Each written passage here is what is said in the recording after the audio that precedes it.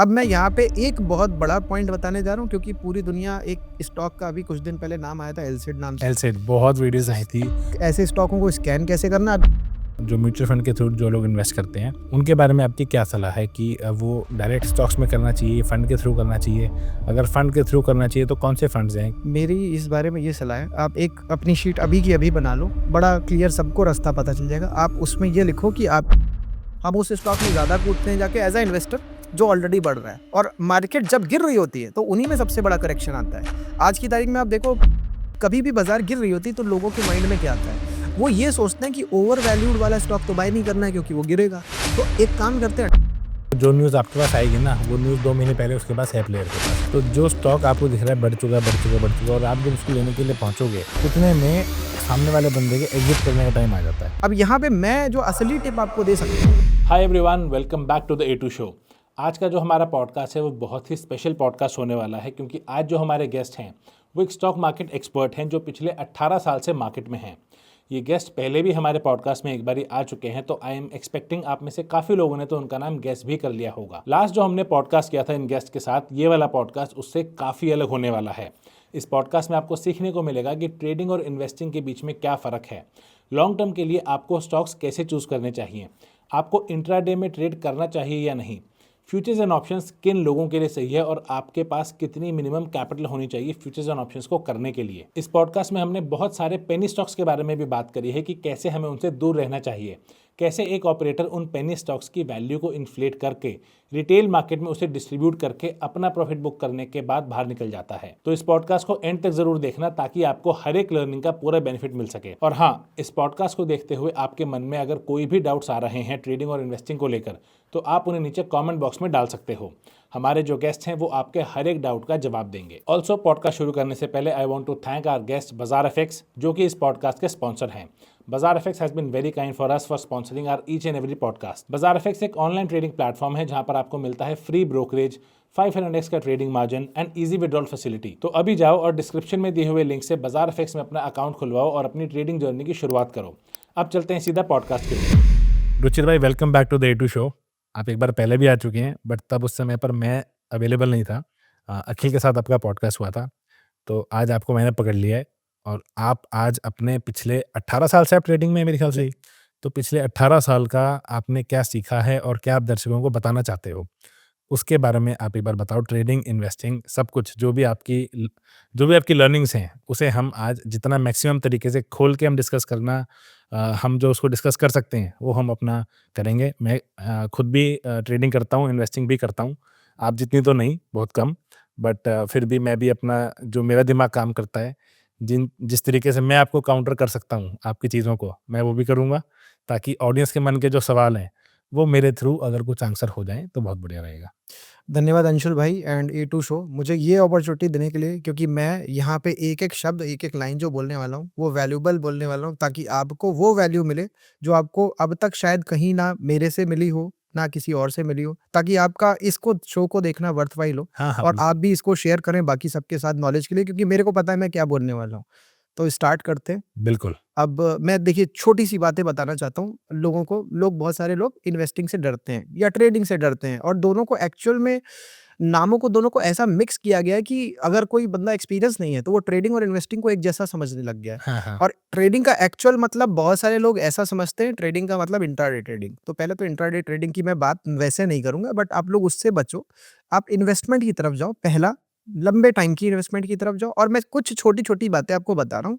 Irrespective of market कैसी चल रही है, आपको मार्केट को नहीं देखना, आपको कंपनी के रिजल्ट्स को देखना है, उसकी बैलेंस शीट को देखना है।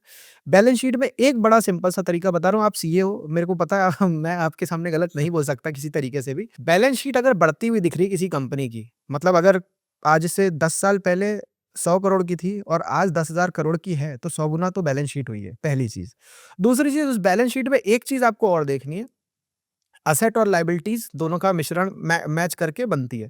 अब कहीं ऐसा तो नहीं कि लायबिलिटीज़ बैंक का लोन ले लेकर के और एसेट क्रिएट किए गए हैं। तो अगर ऐसे किया है तो नहीं मतलब है। बेकार है। मतलब वहाँ पे है जहाँ पे रिजर्व बढ़े हो। अब रिजर्व्स कैश में हो सकते हैं, बॉन्ड्स हो सकते हैं, कोई स्टॉक्स में इन्वेस्टमेंट्स हो सकते हैं। तो वहाँ पे रिजर्व जो बढ़ रहे हैं ना, असली वो है, क्योंकि बैलेंस शीट को बैलेंस करने के लिए जो लोन वगैरह नहीं है या लायबिलिटीज नहीं है, तो वहाँ पे रिजर्व्स का रिजर्व आएंगी, दोनों में से एक चीज आएंगी। बस। अब मैं यहाँ पे एक बहुत बड़ा पॉइंट बताने जा रहा हूँ, क्योंकि पूरी दुनिया एक स्टॉक का अभी कुछ दिन पहले नाम आया था, एलसिड नाम से। एलसेट बहुत वीडियोस आई थी, हर क्रिएटर ने रील बनाई थी इसके ऊपर और सबकी वायरल हुई है। मैंने भी बनाई थी और क्योंकि मैंने अपने मेरा यूट्यूब पे लाइव चलता है 100 डेज का, मैंने चैलेंज लिया ट्यूसडे, थर्सडे और सैटरडे 7:30 PM सिखाता हूँ, पढ़ाता हूँ। तो वहाँ पे मैंने एलसीड वाली जो समस्या हुई थी, समस्या क्या, वो समस्या ही थी, क्योंकि उसका नाम लगा-लगा के बहुत सारे डीमैट अकाउंट खुलवा दिए गए। और बाद में क्योंकि मेरे को ऐसे-ऐसे बंदे पूछ रहे थे, एलसीड नाम का कोई स्टॉक है क्या? ऐसा हो गया क्या? मैंने कहा हुआ तो है, लेकिन वो ट्रेड होकर के नहीं हुआ है। जो सोच कर के आप सोच रहे हो कि मैं मार्केट में अगर नहीं इन्वेस्ट कर रहा हूँ तो मैंने कुछ मिस कर दिया इतना बड़ा। एक्चुअल में या तो आपने किया होता, वो तब जब ट्रेड हुआ था लास्ट टाइम तब शायद किया होता, और वो किसी को पता नहीं। तो बड़ा सिंपल सा है, क इस ऐसे स्टॉकों को स्कैन कैसे करना, अभी मेंटली बता दे रहा हूँ, आप करके जा कर के कर लेना। स्क्रीनर.इन एक वेबसाइट है, बिल्कुल। उसपे जाकर के आप न्यू स्क्रीनर क्रिएट करो। उसमें जाकर के कुछ नहीं, मैं अगर करता हूँ तो मैं क्या करता हूँ भाई, मैंने लिखा बुक वैल्यू या मैंने लिखा इन्वेस्टमेंट्स, मतलब आपको 3 तरीके बता दे रहा हूँ, बुक वैल्यू, इन्वेस्टमेंट या रिजर्व्स, तीनों में से कुछ भी लिख दो और ग्रेटर दैन का साइन लगा दो। सर्च करने का तरीका हाँ, आपने फिल्टर लगा दिया एक तरह से। मैं बल्कि इसके नीचे बता दूँगा कि क्या फ़ॉर्मूला है, हाँ, वो फ़ॉर्मूला इसके वीडियो के नीचे डाल देंगे। तो तीनों में से कोई भी चीज़ आप डाल दो और उसमें ग्रेटर दैन लिख दो 100, क्योंकि 100 इसलिए मान रहा हूँ, 100 बल्कि नहीं, मैं 1000 बोलूँगा कि 1000 करोड़ का होगा तो कम से कम 250 करोड़ की तो कंपनी होगी। हाँ। तो अब इस तरीके के रेशियो जब हमको मिलते हैं, ये करने के बाद में आपकी जितनी भी ऐसी कंपनियाँ वो निकल के आ जाएँगी। अब इनमें से कुछ हवाबाज़ी वाली कंपनियाँ होंगी, ऐसी कंपनियाँ होंगी जिनमें ऑपरेशंस खत्म से होंगे और उनका ऑपरेशन अब जैसे कैफ़े कॉफ़ी डे है, उसके प्रमोटर अब रहे नहीं। हुँ। तो अब वो ना रहने पर कंपनी डाउन जा रही है, लेकिन उसके एसेट वगैरह कुछ होंगे जिसकी वजह से पी बाई बी बहुत कम है। पी बाई बी कम होने का मतलब, अब मैं थोड़ा-सा पी एक्सप्लेन बाय कर पी देता भी हूँ, आप बता दो इन्वेस्टर्स थोड़ा-सा को। बता देता हूँ। देखिए, पी रेशियो और पी बाई बी रेशियो दोनों आप लोग सब देखते हो, लेकिन पी रेशियो को बहुत ज़्यादा लोग ट्रैक करते हैं। मैं अभी एक चीज़ बोलूँगा यहाँ पे, पी रेशियो को देखना बंद करो, पी बाई बी को देखो। पी बाई बी का मतलब क्या है? बड़ी सिंपल सी बात है। अगर किसी बंदे ने, आप मानो कि अगर एमबीए खत्म किया है या आईआईटी से पास हुआ है, मतलब कि उसने पहले स्कूलिंग भी की है, 12th भी किया है, 10th भी किया, तभी वो कर पाया। तो पी बाई बी रेशियो आप ये मान लो कि अगर बंदे ने ये क्वालिफिकेशन करी तो मतलब पीछे क्या है, उसकी क्वालिफिकेशन से सीधे आपको पता चल गया। पी रेशियो क्या है कि इस वक्त आपको दिख रहा है कुछ एक ट्रांजैक्शन आपने उससे करी, आपको उस वक्त दिख रहा है, लेकिन वो अच्छा है कि बुरा है, ओवर वैल्यूड है कि अंडर वैल्यूड है, वो नहीं पता आपको। मतलब मान लीजिए कि कोई बंदा एक एक्स-वाई-ज़ेड मान लो 50,000 की सैलरी पे, उसका बैकग्राउंड कुछ आपको पता नहीं कि क्या उसने क्वालिफ़िकेशन है, क्या उसमें क्वालिटीज़ हैं, स्किल्स हैं, नहीं पता। बस 50,000 वो कमा रहा है। इसके बेसिस पे आप एक थोड़ा-सा अंदाज़ा लगा सकते हो, लेकिन आप कुछ भी और बेटर कमिट नहीं कर सकते, कुछ भी नहीं कर सकते। लेकिन इसी जगह आपको एक बंदा पता है जिसकी नेटवर्थ इतनी है, मान लो एक्स-वाई-ज़ेड जितनी भी, उससे आपको ये समझ में आ रहा है नेटवर्थ इसकी अगर इतनी और खुद से कमाया इसने, तो मतलब मेहनत कर के मेहनत कमाया करके होगा। पहुँचा है। तो ये चीज़ आपको सीधा बता देगी कि इसी वजह से कई बार बहुत सारे मल्टी मिलियनेयर्स या बिलियनेयर्स जो हैं, उनकी कदर इसी वजह से कि उसने वो मेहनत करके बनाया। तो अब पॉइंट यहाँ पे ये निकल के आया कि पी बाई बी रेशियो जो है, मैं बड़े सिंपल क्रूड टर्म्स में बता रहा हूँ, मैं वैसे उसके उसके अंदर नहीं जा रहा हूँ। पी और बी का मतलब क्या है, वो बताता हूँ। जैसे पी और ई में पी का मतलब प्राइस है, वैसे ही इसमें पी बाई बी में भी पी का मतलब प्राइस है।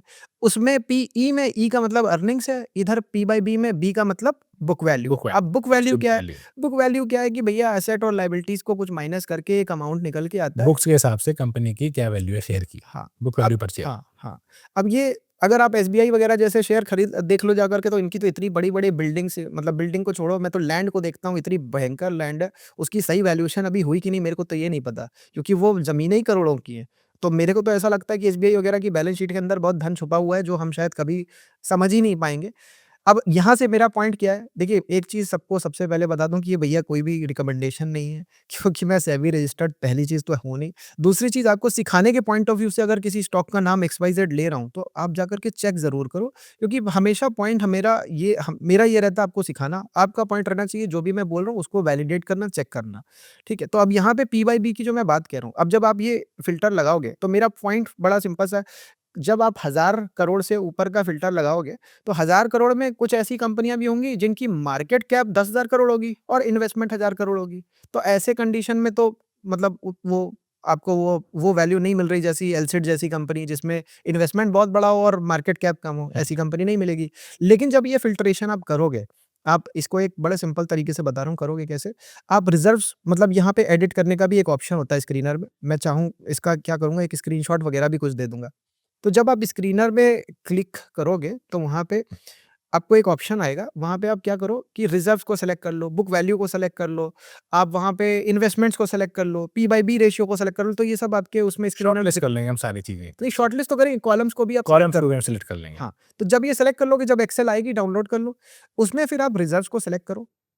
रिज़र्व्स को सेलेक्ट करने के बाद में उसको डिवाइड करो, रिज़र्व ऊपर रहेगा, नॉमिनेटर और डिनोमिनेटर मतलब नीचे रहेगा आपका मार्केट कैप। ये जब आप करोगे और फिर जब आपका रिज़ल्ट आ जाए, वहाँ पे आप बड़े से छोटा रैंकिंग उसको रैंकिंग सॉर्ट कर कर दो। हाँ, सॉर्ट कर दो और जो रिज़र्व बाई मार्केट कैप जिसका सबसे ज़्यादा, उतना अच्छा स्टॉक। मतलब एक तरीके से अब इसमें भी कुछ और आपको दिमाग लगाने पड़ेंगे, क्या-क्या दिमाग लगाने पड़ेंगे, जैसे कुछ स्टॉक आपको हो सकता है दिख जाए, गोल्ड रॉक अभी भी मेरे को दिख रहा है, मगर उसमें अपर सर्किट लग रहे हैं।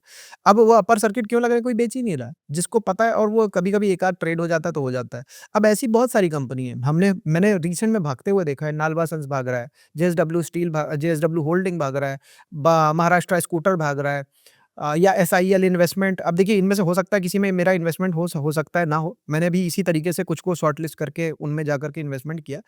ऐसी बहुत सारी इन्वेस्टमेंट एंड फाइनेंस वाली कंपनीज़ हैं, उन्हीं में मेजरली मैंने देखा है ये चीज़, ठीक है? कुछ और भी कंपनीज़ हैं, देखिए, अगर आप एलसेट जैसे स्टॉक को जानने की कोशिश करो तो ऐसी ही कंपनियाँ पकड़ में आएँगी, जिनमें कि एक्चुअल में उनका रेवेन्यू लमसम मान लीजिए कि है नहीं, कुछ वो बाय सेल तो करते नहीं है। बस उन कंपनीज़ में पहले शायद कुछ धंधा करते थे, वो बंद हो चुका था और उनके पास कुछ स्टॉक्स थे, या वो ऐसी इसमें भी 2-3 तरीके की कंपनी होती है। एक होती है आईसी मतलब इन्वेस्टमेंट कंपनी, और एक होती है कि ऐसी कंपनी जो होल्डिंग कंपनी होती है, दूसरी कंपनीज़ में कुछ-कुछ स्टेक होता है, जैसे जेएसडब्ल्यू होल्डिंग ठीक है। या जैसे महाराष्ट्र स्कूटर, इनके पास में बजाज स्कूटर की होल्डिंग वगैरह है। अब जब आप देखते हो कि उसके सारे स्टॉक्स की वैल्यू क्या है टोटल मिला करके, मान लो अगर बजाज स्कूटर और टाटा इन्वेस्टमेंट हो गई। जो भी टाटा इन्वेस्टमेंट जैसे है, तो अब आप क्या करोगे? अब ये दिमाग जो उसमें पी बाई निकल के आया है, पी बाई बी क्यों कम दिख रहा है? मैंने क्योंकि सॉर्टिंग करके देखी, मैंने देखा पी बाई बी किसी का 0.2 है, किसी का 0.25 है। अब जैसे जेएसडब्ल्यू होल्डिंग्स अगर हम देखें, रिसेंट में बड़ा भागा, 0.65 पे पहुँच गया और था कितने का? मतलब 1 हफ्ते के अंदर शायद वो डबल से ज़्यादा हो गया। क्यों हो गया? कैसे हो गया? अब यहाँ पे मैंने दिमाग लगाना चालू किया। मैंने कहा यार, जैसे आपने टाटा होल्डिंग बोला, टाटा इन्वेस्टमेंट है वो। उसका मैंने देखा पी/बी 0.9 है। 0.9 मतलब कि लमसम-लमसम अपने बुक वैल्यू पे पार पे चल रहा है। अब वहाँ पे मेरे को ज़्यादा कुछ नहीं मिलने वाला। लेकिन अब इसी जगह मैं जाकर के देखता हूँ, अच्छा जेएसडब्ल्यू होल्डिंग 0.65 पे है, लेकिन 0.65 से पहले वो 0.3 पे था और वहाँ से लोगों ने वो चीज़ रियलाइज़ करी, टाटा से शायद कंपेयर किया होगा इसलिए उसको भगा दिया। अब यहीं पे मैं देखता हूँ महाराष्ट्र स्कूटर 0.4 पे है। 0.4, अब देखो ये पॉडकास्ट आज क्या डेट है, 20th नवंबर है। 20 आज नंबर। की डेट पे है। आज वैसे महाराष्ट्र में इलेक्शन है तो नहीं है, बाज़ार ओपन नहीं है। मगर यहाँ पे मैं उस रीसेंट वाले नंबर्स को बोल रहा हूँ, थोड़ा-सा ऊपर-नीचे हो सकता होगा। अब मेरा यहाँ पे पॉइंट क्या निकल कर के आया कि जिस वाले स्टॉक में पी बाय बी कम हो, कम से कम हो, तो मैंने एक चीज़ और नोटिस करी कि जैसे कुछ है एसआईएल हो गया, एक मार्गो इन्वेस्टमेंट भी कुछ है, उसमें शायद अपर सर्किट लगा था। या वो मैंने गोल्ड रॉक बोला, उसमें तो 111 गुना ज़्यादा है मार्केट कैप से, इन्वेस्टमेंट जो है उसका 111 गुना ज़्यादा है। अब वो मिल ही नहीं रहा है, तो आप कोशिश भी करो, तो ये एक तरीके से एलसिड वाली कहानी है। अब वो 111 गुना ज़्यादा है, पहला तो मिलेगा नहीं, और वो स्टॉक का वैल्यू पता नहीं 10-12 रुपए की, मेरे को अभी तो याद नहीं है। वो अगर मैं ट्राई भी करूँ जाके, मेरे को 1000 भी अगर खरीदना है तो मैं खरीद ही नहीं पाऊँगा। उसके बाद में अब वो लोग वही वाला रास्ता अपनाने वाले जो अल्सिड ने अपनाया, सेबी में अपने को अप्रूवल करवा करके हायर लिस्टिंग करवाना, तो वो जब वो करवाएँगे तो उसकी ट्रू वैल्यू की तरफ वो चले जाएँगे। अब पॉइंट यहाँ पे ये निकल के आता है, एक और चीज़ बताना चाहता हूँ। जैसे अभी 20th नवंबर है, तो ये जो इस वक़्त पी बाय बी कैलकुलेशन हो रहा है, इसमें एक चीज़ प्राइस जो है वो तो रोज़ फ्लक्चुएट हो रहा है, लेकिन बुक वैल्यू वो तो हमने कब की ली हुई, 30th सितंबर की। पिछले महीने की। 30th सिप मतलब क्वार्टर बेसिस पिछले क्वार्टर की। तो अब वहाँ से 30th सितंबर को जो स्टॉकों का प्राइस था उसके बेसिस पे, और आप सब जानते हो मार्केट गिरी हुई है, तो स्टॉकों की वैल्यू गिर चुकी है। तो इसलिए जो आपको 0.25 दिख रहा हो या 0.3 दिख रहा हो, वो एक्चुअल में 0.3 ना होकर के 0.4 हो सकता है। बिल्कुल अब इसके लिए भी आपको एक एडिशनल अब मतलब ये लकीर के फ़कीर बनने वाली बात नहीं है, यहाँ पे एक्टिव दिमाग लगाना है। ऐसा हो सकता है, मैं जैसे जिनकी बात कर रहा हूँ, जानबूझ के ओपनली बात कर रहा हूँ, क्योंकि नालवा सन्स में मान लो जिंदल स्टॉक्स हैं, या जेएसडब्ल्यू में भी जिंदल के स्टॉक्स हैं, या आपका एलसिड में एशियन पेंट वगैरह हैं। तो इस तरीके से आपको अगर, और एलसिड क्यों अब गिर गया लिस्टिंग होने के बाद में? पहले ऊपर गया फिर वापस, क्योंकि एशियन पेंट ही गिर गया 30-40%। तो उस पॉइंट ऑफ व्यू से, और अभी अगर उसको और गिरना है तो एलसीडी की वैल्यूएशन उसी हिसाब से घटती जा और रही है। गिर सकते तो अब ये चीज़ भी आपको ध्यान लगानी, मतलब एक इसके लिए डायनामिक माइंड चाहिए। आप अगर लकीर के फ़कीर बनने की कोशिश करोगे, आप पी बाई बी को देख करके केवल कैलकुलेशन करके करने की कोशिश, इसीलिए कह रहा हूँ अपना माइंड लगाओ इस चीज़ में, और बड़ा सिंपल है। तो एक तो इन्वेस्टमेंट कंपनीज़ हो गई, और ये थीम मैंने देखी है, मैंने गिरती बाज़ार में बढ़ते हुए स्टॉकों का एक रिसर्च अभी रिसेंट में किया है। गिरती बाज़ार में बढ़ते हुए स्टॉकों का जब मैंने रिसर्च किया, उसमें देखा कई सारी तो इन्वेस्टमेंट कंपनीज़ हैं। वो नहीं गिर रही। क्यों नहीं गिर रही? अब देखिए क्या होता है, कभी भी बाज़ार गिर रही होती है तो लोगों के माइंड में क्या आता है? वो ये सोचते हैं कि ओवर वैल्यूड वाला स्टॉक तो बाय नहीं करना है क्योंकि वो गिरेगा। तो एक काम करते हैं, अंडर वैल्यूड वाला बाय करते हैं, और अंडर वैल्यूड वाला बाय करने के उसमें फिर जो कंपनियाँ एक्चुअल में अंडर वैल्यूड होती हैं, जैसे ये पी बाई बी कम है जिसका, उसमें जाएँगे। पहला पहला रास्ता उनके लिए। ये इन्वेस्टमेंट वाली कंपनीज़ में कई बार अंडर वैल्यूड होती हैं, कोई इनकी तरफ देख ही नहीं रहा होता है। पता नहीं क्यों लोगों को डिसइंटरेस्ट होता है। अभी सबका इंटरेस्ट चालू हो गया है, एलसीड जब से लिस्ट हुआ है। उसके बाद में दूसरी तरीके की कंपनीज़, जो ऐसी कोई सेक्टर हो जो मार खाया हुआ है, उसमें हम जा सकते हैं, जिसमें कि पी/बी अगेन हमको कम मिलेगा।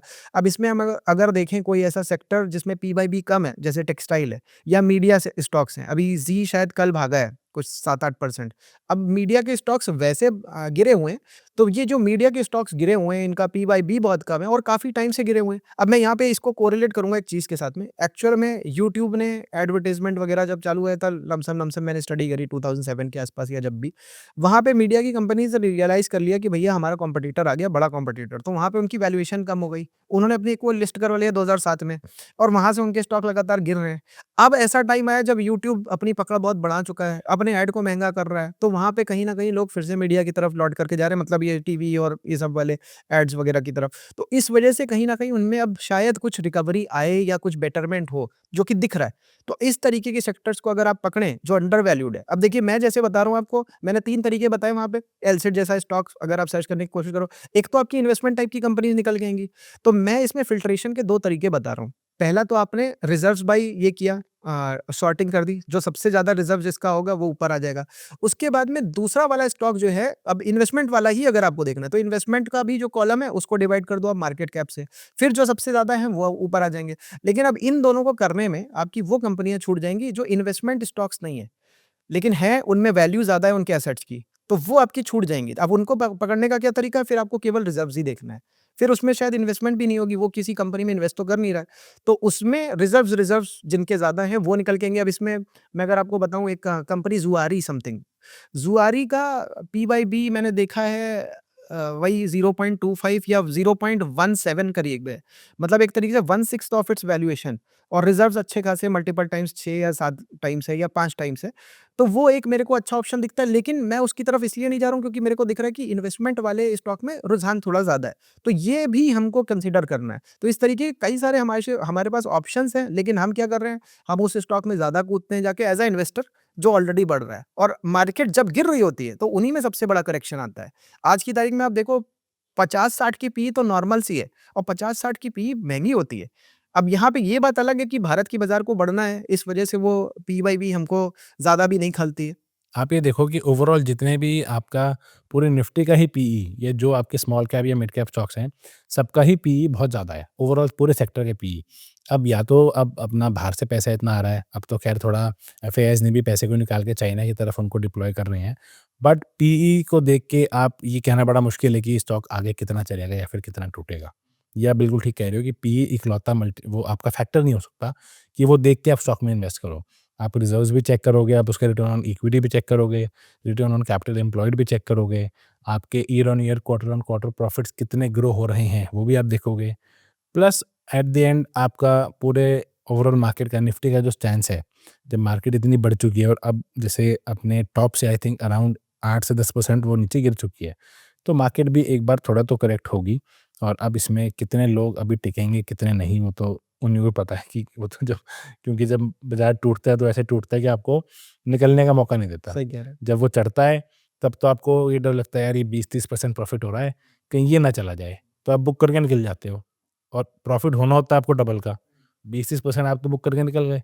लेकिन जब टूटता है 20-30% तब आप सोचते हो यार अभी तो वापस आ जाएगा, और वो धड़ाम से आपका पैसा ₹100 के ₹50 रह जाएँगे और आप निकल ही नहीं पाओगे। और वापस से वो 50 के 100 होने के लिए वो टूटा तो 50% था, लेकिन उसको बढ़ना पड़ेगा 100%। सही 50 का स्टॉक ₹100 जब होगा उसको 100% बढ़ना पड़ेगा तब होगा, वो आसान नहीं है। यस तो वो मार्केट आपको फँसा लेगी उस मैं उस टाइम पे जाके। इस बात पे तो कई सारे जो बातें आपने बोली इन सब पे कुछ-कुछ पॉइंट बताना चाहता हाँ, हूँ। बताओ ना प्लीज़? पहली चीज़ तो ये कि पी बाई ई रेशियो जो है देखिए लोग जो मेजर कर रहे हैं उसके बेसिस पे कुछ मैं छोटी-छोटी बातें बता दे रहा हूँ, चाहे तो आप लिख लो नोट्स वगैरह ला करके। पहली चीज़ तो ये कि पी बाई ई रेशियो तब तक तो मेरे लिए बहुत अच्छा जब तक पॉजिटिव है। जैसे ही वो नेगेटिव हुआ मैं उसको बेचारे को देख ही नहीं पाऊँगा, ट्रैक ही नहीं कर पाऊँगा और मैं कैसे उसको मेजर करूँगा? फिर मेरे पास एक ही रास्ता बचता है पी बाई बी। ये एक प्रॉब्लम है जो आपको आप लोगों को भी फेस होती होगी। फिर दूसरी चीज़, मान लीजिए कि कभी कंपनी को नुकसान नहीं हुआ लेकिन प्रॉफ़िट हुआ बहुत छोटा-सा हुआ। उसका पी बाई ई आपको इतना हाई दिखेगा या फिर वहाँ पे कहोगे अरे यार इसका तो हाई बहुत है। फिर आप उसमें इन्वेस्ट नहीं करोगे। इसका मतलब ये कि पी बाई ई रेशियो आपका डिसीज़न मेकिंग के लिए इम्पोर्टेंट नहीं है और अगर जहाँ पे भी आप लोगे वहाँ पे गड़बड़ है। अब इसका एक रास्ता मैं आपको बता दे रहा हूँ कहाँ पे आप ले सकते हो। जो मैंने नोटिस किया कि कंपनी अगर ऐसे सेक्टर में है जहाँ पे स्टेबिलिटी आ चुकी है मतलब अब आपको पता है प्रेडिक्टेबिलिटी है, वहाँ पे आप पी बाई ई को कंपेयर फॉर करो लेकिन जैसे अब मान लीजिए कि बैंकिंग सेक्टर है, बैंकिंग सेक्टर में स्टेबिलिटी है मतलब अब अच्छा खासा ग्रो कर चुके हैं सब, कोई नई इंडस्ट्री नहीं है। नई इंडस्ट्री जहाँ पे ग्रोथ वाला सेक्टर जैसे ईवी है, वहाँ पे पी पी बाई ई या पी बाई बी अगर आप मेज़र करने की कोशिश करोगे कि भैया मेरे को तो मतलब वहाँ पे तो आपको हमेशा हाई दिखने वाला है क्योंकि उसमें ग्रोथ बहुत होने वाली है। अभी इसी जगह पे मैं कॉन्ट्राडिक्ट इस चीज़ को भी करूँगा कि निफ्टी की अगर हम पी देखें तो ज़्यादा बेटर है क्योंकि निफ्टी में कोई ना कोई कंपनी तो प्रॉफ़िट कर रही है। हर तो तरीके की इसके कंपनियाँ हैं, हाँ, बैलेंस वो तरीके हम से देख है। सकते हैं। निफ्टी मतलब एक तरीके से आप इंडेक्स का पी रेशियो देखो। आप इंडेक्स में पी बाई बी भी देख सकते हो मतलब वो तो चलो अच्छी बात है। लेकिन अगर पी रेशियो कहीं सही में देखना है, तो आप बड़ी कंपनी का देखो या फिर पूरे निफ्टी इंडेक्स का वगैरह का देखो देखो। क्योंकि वहाँ हाँ, पर हर तरीके की वहाँ पे वैरायटी मिलेगी कंपनीज़ की। पूरा मिक्सचर है वहाँ पे, ऑटोमोबाइल सेक्टर भी है, बैंकिंग भी है, हेल्थ भी है, एफएमसीजी भी है, बिल्कुल। आईटी भी है, सब कुछ है वहाँ पर। हुँ, तो वहाँ पे होलिस्टिक व्यू मिल जाएगा उसका। बिल्कुल। अब यहाँ पे जो मैं एक एग्ज़ाम्पल बता रहा हूँ। फार्मा का सेक्टर में अभी भी आप जाकर के देखो कोई स्टॉक 4 के पी बाई बी के नीचे है ही नहीं। अब क्यों? ऐसा क्या रीज़न है? भैया यूएस भी अपनी डिपेंडेंसी चाइना से हटा कर के इंडिया की तरफ इंडिया या में किसी लेके आ को रहा है। के ऊपर लाने वाला है जिसकी वज़ह से pharma, medical, Medicare, health care इन सब पे कहीं न कहीं उनको पता है कि यार बढ़ना है। अब इस और मार्केट भी गिर रही है और मार्केट में गिरते टाइम पे आईटी, एफएमसीजी और फार्मा बढ़ता है।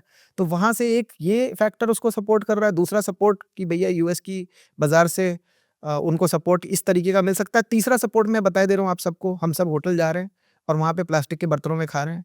कैंसर ऐसा फैलने वाला है कुछ कहने को नहीं। तो अगर सच में उसका अपने को कैंसर के अगेंस्ट हेज करना है, देखो बचना तो है नहीं किसी को अगर कैंसर हो गया तो आप समझो जिस लेवल पे जिस तरीके से फैलने वाला है, हम रोक नहीं सकते उसको। प्लास्टिक के बर्तन में खाने से क्या होता है? अब पॉइंट क्या है कि उसका नुकसान हमको यहाँ से तो हेल्थ से होने वाला है, उसकी भरपाई तो पैसा भी नहीं कर सकता। लेकिन कम से कम आप अपने को हेज करने के लिए फार्मा के हॉस्पिटल वाले तो स्टॉक्स ले ही सकते हो। मगर वो यार किसी के दुःख के साथ में जुड़ा हुआ पैसा हमारे लिए ठीक नहीं होता। तो अब पॉइंट बस ये है कि मैं वही बात कर रहा हूँ कि हम तो मानने वाले हैं नहीं, हम तो प्लास्टिक के बर्तन में खाने वाले हैं और होटल वाला भी वही देने वाला है। अभी यहाँ से मैं शिफ्ट करता हूँ, अब थोड़ा-सा मज़ाक वाली बात हो गई, लेकिन है सीरियस मुद्दा। अब हम सब जानते हैं, बिल्कुल ठीक बात तो है। मैं तो वही होटल चूज़ करता हूँ जहाँ पे चीनी मिट्टी या थोड़े नॉर्मल बर्तन और स्टील के हो चलेगा। तो अभी पॉइंट ये था कि हम ऐसे सेक्टर्स को चूज़ करें जो भागने वाले देखिए 2 तरीके की सेक्टर की थीम है। एक जो भागने वाले हैं जैसे ईवी मतलब या सेमीकंडक्टर इंडस्ट्री या कोई ऐसी इंडस्ट्री जो मतलब भागने वाले पोटेंशियल है और अच्छा खासा उसका छोटा मार्केट है। नया सेक्टर कुछ आपको दिखा तुरंत उसमें। दूसरा वो है जो मार खाया हुआ है, जैसे कि मीडिया वाला या जैसे कि अभी थोड़ी देर टेक्सटाइल ऐसे सेक्टर में कोई अच्छे जेम्स मिल जाएँ जो अंडर वैल्यूड हो लेकिन प्रॉफिट भी कर रहे हैं। लोगों का रुझान उससे हट गया है। बस उसको हमको पकड़ना भर है, कुछ नहीं और मैंने जैसा तरीका बताया ऐसे बहुत सारा स्क्रीन कर के हम अलग-अलग तरीके की स्क्रीन करके निकाल सकते हैं रास्ते। तो ऐसे अगर हम करना चालू करें तो हमें बहुत और कई बार तो हमें चार्ट में ही दिखता है स्टॉक कि भाई पास्ट में इस तरीके से ये बॉटम आया है और फिर से अब ये बॉटम से बॉटम आ रहा है। मैं एक एग्ज़ाम्पल बता रहा हूँ 1309 डेज़ की मैंने साइकिल इतने सारे स्टॉकों में देखी कुछ कहने को नहीं। बॉटम से बॉटम, की मेजर बॉटम कितने डेज़ की साइकिल? 1309 क्या क्या है इसका लॉजिक? लॉजिक कुछ नहीं मैं एक दिन ऐसे ही यूट्यूब पे सेक्टर्स का एनालिसिस कर रहा था, अभी रिसेंट में ही किया है और मैंने देखा ज़्यादातर सेक्टर्स में बॉटम से बॉटम का डिस्टेंस 1309 डेज़ है। एग्ज़ैक्ट। एग्ज़ैक्ट 1309, 1310 मान लो हाँ, इसके 1350 आस-पास मतलब मतलब 1300 समथिंग डेज़। अब ये मैंने देखा तो मैंने उसको नापना चालू किया नंबर ऑफ मंथ्स में, तो उसका आधा किया तो लमसम 650 दिन हुआ। 660 मीन्स लमसम आपका 22 महीने, ठीक है? 22 महीने का लमसम मतलब कि एक बॉटम से मतलब उसका आधा कर रहा हूँ मैं, वैसे 22 महीने का डबल हो गया 44 मंथ्स। लमसम 44 मंथ्स में एक मेजर बॉटम से बॉटम मिलेगा और मैंने स्टील सेक्टर में पहले से नोटिस किया होता लमसम 4 साल में बॉटम से बॉटम बनता है। तो मतलब एक तरीके से 44 महीने में हमें बॉटम से बॉटम एक दिख सकता है। मतलब 44 क्या 44-45 महीने में बॉटम से बॉटम दिख सकता है। ये चीज़ अगर हम देखें तो हमें कितना बड़ा एडवांटेज मिल सकता है कि जिस सेक्टर में आपका बॉटम लगने वाला है इस तरीके से, तो कई सारे सेक्टर्स को तो जो सेक्टर के चार्ट्स में एनालाइज़ कर रहा था मैंने कई सारों को तो छोड़ दिया। एक आईटी का सेक्टर था जिसमें मेरे को दिखा कि ये अब बॉटम करने वाला और महीने बचे हैं 2-4 मतलब मेरे ख्याल से 4-5 महीने बचे, मई में शायद कहीं बॉटम करना है और वो भगा पड़ा है। वो उसको मतलब एक अगर 1309 दिन की साइकिल है, तो आधा टाइम बढ़ता है, आधा टाइम गिरता है। बट वो अभी भी लमसम भागा ही जा रहा है, 1270 मान लो दिन हो चुके हैं। तो मतलब मैं एक एक्सपेक्टेशन कर रहा हूँ आईटी में शायद आखिरी के टाइम पे, आईटी के सेक्टर में एक पैनिक सेलिंग या तो आए या तो फिर वो और हो सकता है भागना हो तो वो थोड़ा-सा ही करेक्शन होकर के भाग जाए। इस तरीके की सिचुएशन मेरे को लग रही है, तो उसके लिए मैं वेट कर रहा हूँ। मतलब पॉइंट क्या है कि आप भी सेक्टर का एनालिसिस पहले तो कर लो। उसमें बॉटम से बॉटम जैसे मैंने बताया 1300 दिन की साइकिल है, आप देख लो जाके। उसके बाद में उस सेक्टर के जो अग्रणी स्टॉक हैं, जो अच्छे स्टॉक्स हैं, उनको जाके पकड़ लो। मतलब मैंने फंडामेंटल का भी रास्ता बता दिया, मैंने टेक्निकल भी रास्ता बता दिया और सिक्लिकल एक रास्ता और है। सिक्लिकल क्या है? आप मैं कुछ एग्ज़ाम्पल्स बताए दे रहा हूँ, जैसे कि एनसीसी है स्टॉक, एनसीसी 2004 में, 2005 में भागा हुआ दिखेगा, ठीक है? 2014-2015 में भागा हुआ दिखेगा, 1994, 1995 में भागा हुआ मतलब हर 10 साल में 2-2 साल ये भागता हुआ दिख रहा है।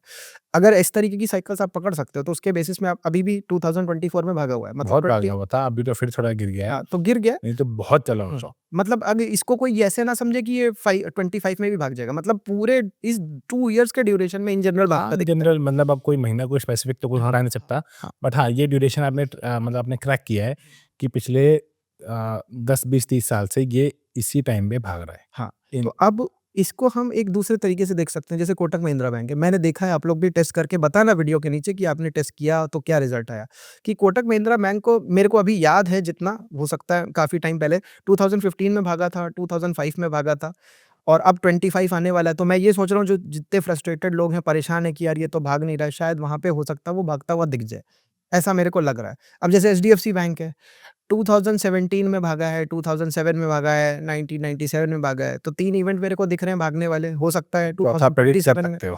नहीं, 14 नहीं प्रेडिक्ट कर सकते। भाई प्रेडिक्ट करने के लिए थोड़ा-सा एक एस्टिमेशन लगा सकते हैं कि यार जब अभी 2007 में भागा था, 97 में भागा था, 2017 में भागा है, तो 27 में भागने की गुंजाइश है। गुंजाइश है, एग्ज़ैक्ट तो कोई भी नहीं कर सकता, कोई भी नहीं बट कर सकता। आपके एस्टिमेशन है सारे। हाँ, एस्टिमेशन है। एस्टिमेशन है और अगर 10 में से 7 एस्टिमेट लग रहे हैं, तो कोई खराब नहीं। खराब नहीं, मगर मैं कहता हूँ कि ये इतनी बड़ी साइकिल है, इसको आप एक उसका मतलब कैसे बोलूँ, एक गेस लेने के लिए, एक फ्रेमवर्क के लिए आप इसको यूज़ कर सकते हो। Back of the way mind रहना चाहिए आपके। हाँ, बैक ऑफ द माइंड रहना चाहिए। साथ में आपका डेटा आपको अगर बता रहा है कि हाँ यार, ये बिल्कुल ऐसी जगह पे पहुँच गया है कि जहाँ से बिल्कुल इसके पहले कभी पी बाई बी अगर इतना कम नहीं हुआ है, कंपनी अच्छी है, सब कुछ अच्छा, रिज़ल्ट भी बढ़े हैं, रिज़र्व्स भी बढ़े हैं, तो अब आपके लिए एक अपॉर्च्युनिटी बन सकती है। हाँ, स्टॉक में तो कहीं किसी देखिए की कोई कमी है ही नहीं। अब जितना कोविड के बाद सॉरी आईसीआईसीआई बैंक जितना ये भागा है, उतना कोई बैंकिंग स्टॉक नहीं भागा होगा। आप ये देखो आईसीआईसीआई कितना है, आई थिंक ₹400 के आस-पास होता था नहीं, मैंने ध्यान नहीं दिया। और आपका एचडीएफसी ये ₹1600-1700 है अभी।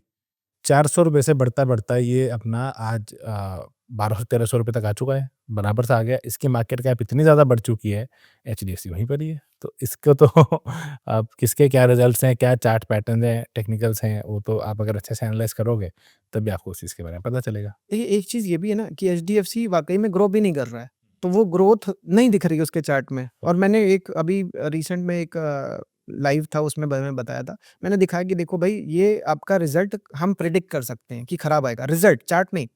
रिज़ल्ट कंपनी का खराब आएगा, ये हमने प्रेडिक्ट किया। अब मैं बताता हूँ क्या टेक्निक थी। आप घात लगा के बैठो, मतलब जैसे घात शेर एक घात लगा के बैठता है, बिल्कुल शांति से अपने हाथ-पैर चिपका करके बैठ जाएगा और फिर जंप मारता है। शिकार वो वेट करता है कब इसके उसमें आएगा। हाँ, लेकिन वो ऐसे नहीं करता है। उसे मूवमेंट शिकार की पता होती है कि शिकार अभी इधर जाएगा, फिर थोड़ी देर में मेरी तरफ आने वाला है, तब मैं करूँगा। अब यहीं पे आपको क्या करना है, मैंने मतलब ये चीज़ भी बताई थी। मैंने कहा कि ये देखो, पीछे कभी इसका रिज़ल्ट जहाँ पे खराब आया, जिस स्टॉक का, वहाँ आप ये देख लो जाके कि खराब रिज़ल्ट कब आया और उसके बीच में अगर कोई पैटर्न है, जैसे कि कभी-कभी कुछ-कुछ मही कंपनीज़ हैं जिनका 2 साल में 1 खराब क्वार्टर आता ही है। वो कंपनी अच्छी है, सब कुछ बढ़िया, बस 1 खराब क्वार्टर आ जाता है और वो कभी लोग समझ नहीं पाते कि लोग जो एनालिस्ट हैं, वो पूरी दुनिया भर एनालिस्ट कर रही होती है कि अच्छा आएगा सब कुछ। आपको पता चल गया सिक्लिकली, चार्ट को देख के सिक्लिकल प्रेडिक्ट करना बहुत आसान है, ये कोई नहीं कर रहा। अगर ये आप कर लो और आपको पता है कि ये इसका रिज़ल्ट खराब आने वाला है, तो आप उसका रिज़ल्ट आएगा खराब और वो फिर गिरेगा और इसके लिए उसको स्टॉक को टॉप पे होना चाहिए, मतलब अच्छा खासा बढ़ा हुआ होना चाहिए। वो जब गिरे, वहाँ पे फिर एक बाइंग की अपॉर्च्युनिटी बन सकती है। किसी भी स्टॉक में आप कर सकते हो।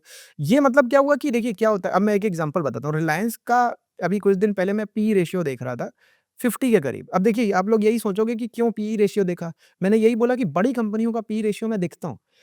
अब देखा, अब जैसे ही उसने अपने एस्टिमेट नंबर्स जो हैं, वो मिस किए, वैसे ही उसको धड़ाम कर दिया। क्यों? क्योंकि मार्केट में बढ़ने की अपॉर्च्युनिटीज़ कम नहीं है। बहुत सारे स्टॉक्स हैं जो बढ़ने के लिए उनमें अच्छी बैलेंस शीट है, अच्छे प्रॉफिट्स हैं। तो वहाँ पे तुरंत लोगों को रियलाइज़ हुआ अच्छा बढ़ी हुई मार्केट है, हम ज़्यादा पीई दे रहे हैं इसका, सस्ता कर दिया उसको। तो रिज़ल्ट की ये जो बात मैंने बताई कि रिलायंस का जैसे ही खराब रिज़ल्ट आया, वैसे ही उसको लोगों ने सेल कर दिया। ऐसे ही अब क्या होगा, जो मैं कह रहा हूँ कि आप तड़ के बैठे हो, घात लगा के बैठे हो, जैसे ही खराब आएगा उसका कंपनी का रिज़ल्ट, आप के लिए एक बहुत बड़ी अपॉर्चुनिटी, और मैंने ये चार्ट में दिखाया कि कंपनी का रिजल्ट खराब आया और वाक़ई में चार्ट में भी करेक्शन आया। तो अगर ऐसे क्वार्टर आपको एस्टिमेटेड अंदाज़े हैं कि भैया जो खराब आने वाला है और आप बिल्कुल आसानी से समझ सकते हो। आपने चैनल वगैरह, ट्रेंड लाइन वगैरह बना के रखा है, जब वहाँ पे पहुँचा रिजल्ट भी खराब आया, आपका काम डबल वेरिफिकेशन हो गया। इससे बढ़िया कुछ हो नहीं सकता, मतलब फंडामेंटल प्लस टेक्निकल। ये अगर आप लोग यूज़ करना चालू करो, फिर आपको कोई नहीं ठग पाएगा। हमारी समस्या क्या है कि हम इधर-उधर अफ़वाहों में फँस करके जा करके उस स्टॉक में फँस जाते हैं जो ऑलरेडी बहुत बड़ा होता है और वो एक्चुअल में बेचने का टाइम होता है। आज जो प्लेयर उसके अंदर पहले से बैठा है, देखो जो न्यूज़ आपके पास आएगी ना, वो न्यूज़ 2 महीने पहले उसके पास है प्लेयर के पास। तो जो स्टॉक आपको दिख रहा है बढ़ चुका है, बढ़ चुका है, बढ़ चुका है और आप जब उसको लेने के लिए पहुँचोगे, उतने में सामने वाले बंदे के एग्ज़िट करने का टाइम आ जाता है। तो बट सबको नज़र भी उसी के ऊपर रहती है, कोई मेहनती है ना तो किसी को पता, जिसको पता है वो लोग करना भी नहीं चाहते, पता होने के बावजूद भी, कि चलो हम फ़िल्टर लगा के हम स्क्रीनर पे देख लें कौन से स्टॉक्स हैं और ढूँढ लें और उसके ऊपर हम अपना रिसर्च करके तब इन्वेस्ट करें या जो आप कह रहे हो शेर की तरह बैठो अपनी अपॉर्चुनिटी का वेट करो। लोगों को ये चाहिए भैया कोई टिप बता दो। आपसे कुछ अपना पूछेंगे कि स्टॉक बता दो कोई, बस आपकी मान के कर देंगे क्योंकि खुद उनका इंटरेस्ट ही नहीं है लोगों का। देखिए, मैं एक ही चीज़ बोलूँगा, हम जैसे टिप माँगते हैं ना, देखिए मैं एक इसको ऐसे दूँगा। बचपन में ईज़ी नोट्स आते थे पढ़ने के लिए, तो 10th में एक लड़का था, वो कहता था वो वाला क्वेश्चन जो होता है ना जिसमें ऐसे उँगली करके होता है, वो वाला क्वेश्चन इम्पोर्टेंट होता है। अब उसने ये बात बता दी और वाक़ई में सब लोग भी, हम लोग पहले से भी जानते थे, लेकिन अब उसने भी बोल दी और सब हम लोग भी ईज़ी चीज़ को जाते हैं, तो हम उसके पीछे बढ़ जाते हैं। असली टिप क्या है? असली टिप तो ये है कि भैया अच्छे से पढ़ लो और वहाँ पे तुम सही से जितना पढ़ा है, वो पूरा ज्ञान अप्लाई कर दो, उस जगह पे उससे उतार दो। क्वेश्चन पेपर में लिख के आ पाओ, वही है। अब यहाँ पे मैं जो असली टिप आपको दे सकता हूँ, देखिए ये छोटी-छोटी टिप देने वाले तो बहुत सारे लोग आपको मिल जाएँगे। मेन अपनी लाइफ़ की इन्वेस्टमेंट को बचाने का टिप कोई नहीं आपको देने वाला। अभी जो थोड़ी देर पहले आपने एक बात बोली थी कि ₹100 का स्टॉक ₹50 आ जाता है, मगर वापस उसको बढ़ने के लिए 100% बढ़ना है। बिल्कुल डबल होना पड़ेगा उसको। बिल्कुल सही बात है। ये कंपनी, अब देखिए क्या, अगर ये कंपनी खराब हुई, तो ये बढ़ती बाज़ार में, भारत की बढ़ती बाज़ार में भी बर्बाद होने वाली है। ये 50 भी नहीं, ये ₹100, ये ₹10, ₹20 पहुँच जाएगी, हो सकता है खत्म हो जाए, क्योंकि हाँ। जो प्रॉफ़िट नहीं कमा रही वो बर्बाद है। प्रॉफ़िट कमा रही है, 100 की कंपनी 50 में मिल रही है आपको, और जॉर्ज सोरोस टाइप का आदमी आकर के अफ़वाह उड़ा करके बिकवाए दे रहा है, सस्ता करवाए दे रहा है मार्केट को। अगर किसी वजह से मान लो हमारी बाज़ार है भारत की और गिरी जा रही है, और वहाँ पे क्यों गिर रही है? जॉर्ज सोरोस ने अफ़वाह उड़ा दी कि भैया यहाँ पे तो ये हो गया, वो हो गया। अब वहाँ पे हमने गलती से अच्छा स्टॉक अपना बेच दिया, अच्छी कंपनी है, ₹100 का 50 पे बेचा, अब वो कंपनी 10,000 की होने वाली है आगे, हमारे हाथ से तो निकल गया। हमने शायद ₹100 की जगह 70 पे बेच दिया और फिर वो 50 पे गया, 50 पे बॉटम बना के वो धीरे-धीरे करके 10,000 पहुँच गया। जब वो 50 पे जाएगा, 70 से 50 पे गया, तो आपको हर स्टॉक आपके बेचने के बाद थोड़ा नीचे ज़रूर जाता है आपको खुश करने के लिए और आप एक बार खुश भी होते हो और फिर वो आप उसको अपनी नज़रों में से हटा देते हो, वॉच लिस्ट से बाहर कर दोगे, यार मैं तो निकला इससे। फिर जब वो चलने लगेगा, ज आपकी आँख तब खुलेगी जब वो ₹500 जा चुका होगा, आपकी आँख तब खुलती है। मैं इस जगह पे एक तारीफ़ करना चाहूँगा, ईलन मार्केट टाइप करके एक वेबसाइट है, वेबसाइट नहीं, यूट्यूब चैनल है। उसको मैंने देखता रहता हूँ बीच-बीच में कभी-कभी, तो वहाँ पे बड़े-बड़े अच्छे-अच्छे फंड मैनेजर्स का बीच-बीच में इंटरव्यू वगैरह देखता रहता हूँ। उसमें से एक फंड मैनेजर ने बहुत बढ़िया बात बोली थी, बड़े हम्बल थे, नाम मेरे को नहीं याद आ रहा, अगर याद आएगा तो वीडियो के नीचे कमेंट कर दूँगा। उन्होंने एक बात बोली थी कि उनके कोई मेंटर हैं, उन्होंने कभी कोई स्टॉक पकड़ा होगा और वो अभी भी होल्ड करे हुए हैं, ये निकल गए और इनको 5-6 गुना स्टॉक दिखा, ये निकल गए। उसके बाद में वो स्टॉक कई गुना और ज़्यादा बढ़ा। तो ये भी एक जो बात हो रही थी कि सही वैल्यूएशन पे निकलना चाहिए कि नहीं निकलना चाहिए, ये क्योंकि देखिए मार्केट अगर मैच्योर ही नहीं हुई, अभी भी उस स्टॉक में बढ़ने की उम्मीदें हैं, बढ़ने का उसके अंदर पोटेंशियल है, मैनेजमेंट कैपेबल है और कैपेबल होता जा रहा है, तो फिर तो उसको कोई रोक ही नहीं सकता। तो अब यहाँ पे एक एग्जांपल बता रहा हूँ, इसको फिर वही कहूँगा कि हमें बस एक एग्जांपल के तौर पे समझना है, डिक्सन टेक्नोलॉजी जैसे है। डिक्सन। अब मैं एक वैसे एग्जांपल बता रहा हूँ, अपने केस में मेरे माइंड ने क्या कहा और मैं नहीं एंटर किया, एक दिन वो 12% गिरा हुआ था। और ये शायद नवंबर के अक्टूबर के की आसपास बात होगी ये, हाँ, ये दिवाली के आसपास की बात है। रिजल्ट्स आने के बाद की हाँ, बात है ये। तो अब वहाँ पे 12% वो गिरा था और सेमीकंडक्टर इंडस्ट्री है। मैंने इस बात का ध्यान नहीं दिया। मैंने ये ध्यान दिया, अरे यार इसका पी रेशियो तो 200 के करीब का है। अब वो रिजल्ट आने के बाद में पी रेशियो 120 हो गया, वो एक अलग बात है। पी बाई बी उसका शायद 10 के आसपास या 10 से भी ऊपर है। अब वो सब चीज़ें मेरे को रोक रही थी, लेकिन मेरे को पता है भैया सेमीकंडक्टर इंडस्ट्री का कितना बड़ा स्कोप है, लेकिन फिर भी मैं उसको लेने की हिम्मत ही नहीं कर पा रहा हूँ। अब मेरा पॉइंट ये है कि हो सकता है किसी ने उसको बहुत सस्ते में पकड़ा हो। अब उसको सस्ते में जिसने पकड़ा था और जिस दिन 12% गिरा, उस दिन वो डर के मारे मान लो निकल गया उस स्टॉक से, तो उसका काम खत्म है अब। फिर वो उसमें हिम्मत नहीं कर पाता वापस दोबारा एंट्री नहीं ले पाते, नहीं ले पाते नहीं ले पाते हैं। नहीं, वही प्रॉब्लम है। अब यहाँ पे सबसे बड़ा पॉइंट जो है एज़ अ इन्वेस्टर या ट्रेडर आपका ये है कि आप जिस स्टॉक में एंटर कर रहे हो, आप देखिए बड़ी सिंपल सी बात है, अगर आपको अपने माइंड को मेज़र करना है, आप एक ग्राफ बना लो। उस ग्राफ में आप देखो कि एक डेट को पर्टिकुलर आपका माइंडसेट क्या था। माइंडसेट मार्केट में अफ़वाह और जो न्यूज़ फैली, उसके बाद में क्या वो पॉइंट जो आपने लिखा है, बनाया है, उससे नीचे आया, इन सबको सुन के। अगर आया, तो फिर आपको ये न्यूज़ और वो सब देखना बंद करना है। अगर मार्केट में कहीं अफ़वाह वगैरह अच्छी है और सब कुछ बढ़िया चल रहा है और आपका माइंडसेट इस जगह से ऐसे नीचे जाने के बाद ऐसा आया, यही तो एक्चुअल में मार्केट की वेव बना रही। आपका माइंडसेट ऐसा होना चाहिए, इस दिन भी ऐसा ही, इस दिन भी ऐसा ही, इस दिन भी ऐसा ही। बड़ा मुश्किल है, मतलब ये हो। बड़ा मुश्किल ये है करना। ये मुश्किल है, लेकिन तभी हो सकता है जब आप मार्केट के इन सब चीज़ों से जिन स्टॉकों को खरीदा है, उनके बारे में तो न्यूज़ सुना ही नहीं। या तो सुन रहे हो तो छोड़ दो, इग्नोर कर दो, क्योंकि उनको आपने लंबे समय के लिए खरीदा है। और अगर आप ट्रेडिंग भी कर रहे हो और इंट्राडे भी कर रहे हो और कहीं उन स्टॉकों में करनी चालू की, तो तब तो बहुत बड़ी गड़बड़ है, क्योंकि बहुत सारे लोगों के इन्वेस्टमेंट वाले स्टॉक ऐसे निकल गए। वो इंट्राडे कर रहे थे उसी स्टॉक में, सोच रहे थे ये तो मेरे पास है, इसी को ही घुमाता रहता हूँ।